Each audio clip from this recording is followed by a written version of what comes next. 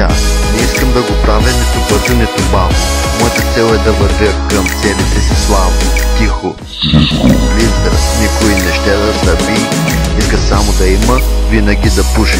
Той само ги описва, готино му става и като види някой яка матка, не само се облизва, иска много. Желанието му за живот е, меко казано, голямо.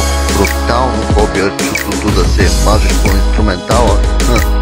Божествено, прави каквото си иска. Абсолютно никой за нищо не иска да пита. Добре върви, я сега кажи и ти харесва. Пой да стопи, лягай да спиш. Не искам да те храня, ама така се получи. Я виж точно тук сега какво се случи. И както си вика с тебе, добре се разбираме. Окей си викаме и па.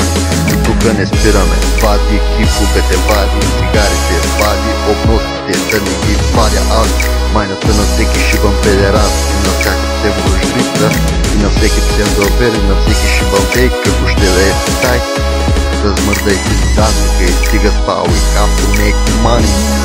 Его нас тук позна, гузна съвест изобщо няма. Благодарен съм, че пред себе си останах верен на стила си. Да, от 2003-та мисля беше ритъм бас и главата ми гърмеше. Майка ми почеше, какви са тия глупости.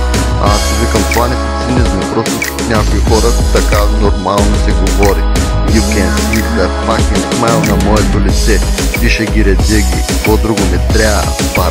Пара, жена треба и нещо взе да ми обягва. Деба избяга, дай тогава да ги клатим стабилно. Не ме мисли за момче със съзнание лабилно. Какво стана бе брато? Диги педали на една пресечка от нас пали. Чакат ме да издава, бягай, ще те порежа. Мисълта ми става все по-здрава и все по-свежа. Доволен,